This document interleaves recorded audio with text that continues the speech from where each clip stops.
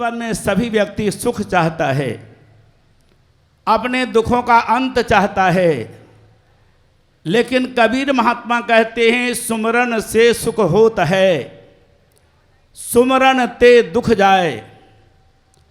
कहे कबीर सुमरन किए साईं माही समाए।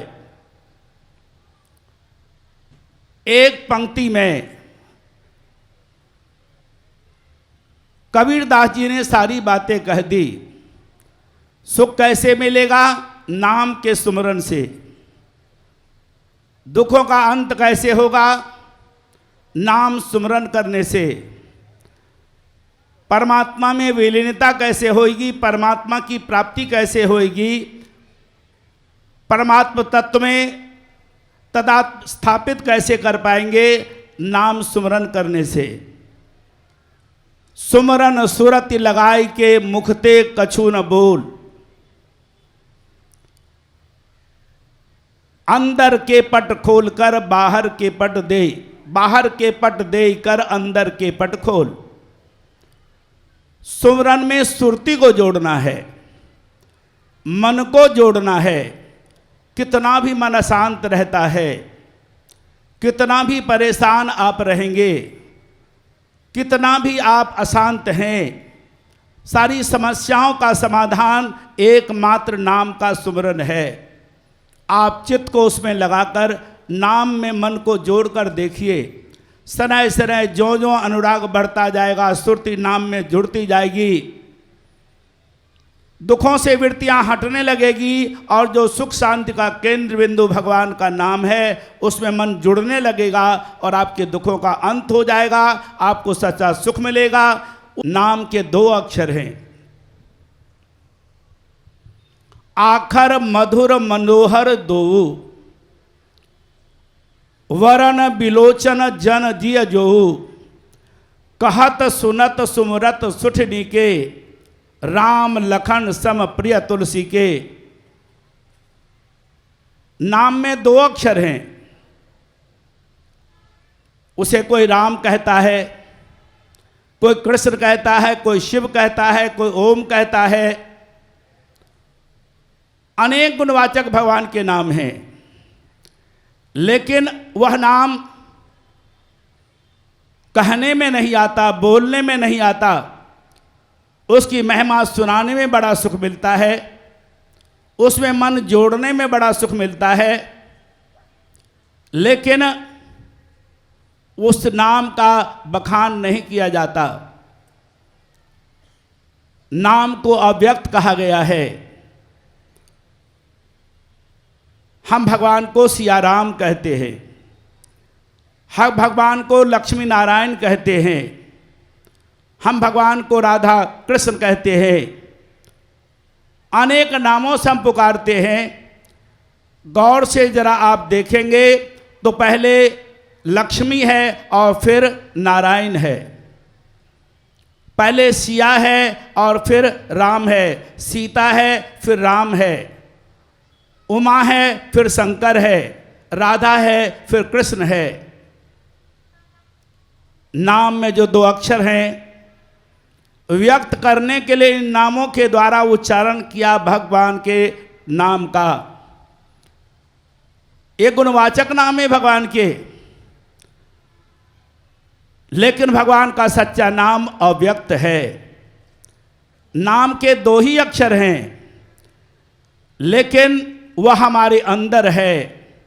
इस कलिकाल के अंदर भगवान का नाम जानकर नाम से लौ लगाने की अत्यंत आवश्यकता है। नाम का 1 अक्षर प्राण को अंदर लाने वाला है, और नाम का दूसरा अक्षर प्राण को अपान बनाकर बाहर निकालने वाला है। नाम के 1 अक्षर से प्राण हमारे अंदर प्रवेश करता है, और वही फिर दूसरे अक्षर से अपान बनकर बाहर जाता है। एक शक्ति है और एक शिव है, एक सिया है और एक राम है, एक लक्ष्मी है, एक नारायण है। लेकिन तुलसीदास जी चारों वेदों के विद्वान थे। उन्होंने नाम की बड़ी महिमा गाई, लेकिन उस नाम की महिमा गाते गाते यह क्यों कह गए, नाम रूप दोई ईश उपाधि, अकथ अनादि सुसा मुझि साधी। नाम रूप दुई अकथ कहानी, और समझत सुखद न परत बखानी। हम राम बखान करते हैं, कृष्ण बखान करते हैं, शिव बखान करते हैं, नारायण बखान करते हैं, अर्थात बोलते हैं, उच्चारण करते हैं, सुनते हैं, सुनाते हैं। नाम न तो सुनाया जाता है, न उसे सुना जाता है, उसमें सुरति को, उसमें मन को जोड़ा जाता है। शब्द से जब सुरति मिलती है तब उस नाम का अनुभव होता है, लेकिन शब्द से सुरति को जोड़ने वाले सद्गुरु महाराज हैं। मंत्र परम लघु जास वस विधि हरि हर सुर सर्व, महामत्त गजराज को बसकर अंकुश खर्ब। जितने भी मंत्र स्थूल हैं, लेकिन सारे मंत्रों से सूक्ष्म मंत्र, लघु मंत्र, सबसे छोटा मंत्र भगवान का नाम है, जो उच्चारण करने में नहीं आता। अजपा नाम गायत्री योगी नाम मोक्ष दायनी, अस्या संकल्प मात्रेण सर्व पापय प्रमोचते। अनया सदृशी विद्या अनया सदृशम जपः, अनया सदृशम ज्ञानम न भूतम न भविष्यति। एक उपनिषद में नहीं, 10-15 उपनिषद के अंदर ये मंत्र है। अजपा नाम के गायत्री है। अजपा से तात्पर्य है जीव के द्वारा जिसका उच्चारण न किया जा सके। श्वासों की कर सुमरनी, अजबा को कर जाप, ब्रह्म तत्व का सार है सुमरन आप ही आप। कबीर महात्मा भी कहते अजपा, अर्थात जिसे जपा न जाए। दुर्गा सप्तशती का आप पाठ करते हैं। भगवती की जब ब्रह्मा जी ने उपासना की तो एक मंत्र के अंदर वह अर्धाली में बोलता हूं, अर्धमात्रा स्थिता नित्या अनुच्चार्या या विशेषतः। जैसे नाम रूप गति अकथ कहानी कहा तुलसीदास जी ने, दुर्गा सप्तशती के अंदर ब्रह्मा जब स्तुति करते हैं भगवती का तो कहते अर्धमात्रा स्थिता नित्या अनुच्चार्या, जिसका उच्चारण न किया जाए, जिसे बोला न जाए। The name of God people may not speak with carnal lips, with holy breath alone may pronounce the word. मात्र पवित्र श्वास के द्वारा भगवान के नाम का सुमरन किया जाता है और उसका बोध सद्गुरु महाराज कराते हैं। विज्ञान के द्वारा सच्चा सुख नहीं मिलेगा। विज्ञान का ये चकाचौंध माया का चकाचौंध है। इंद्रियों का सुख मिल सकता है, शारीरिक सुख मिल सकता है, लेकिन सच्ची शांति, सच्चा सुख एकमात्र अध्यात्म ज्ञान से, परमात्मा को जानने से मिल सकता है। भारद्वाज वैमानिकी नामक एक पुस्तक है, बड़ौदा के अंदर, उसे आप जाकर प्राप्त कर सकते हैं। ताम्र पत्रों पर नहीं, तार के पत्रों पर लिखा है विमान कैसे बनाया जाता है, विमान में किस किस धातु का प्रयोग किया जाता है। एक धातु ऐसा उसमें प्रयोग किया गया है, लिखा गया है कि जिसमें भारी नहीं है। अमेरिका के वैज्ञानिक, जर्मन के वैज्ञानिक, फ्रांस के वैज्ञानिक ये नहीं खोज पाए वो कौन सा ऐसा अयस्क है जिसमें भार नहीं है, जो वेटलेस है।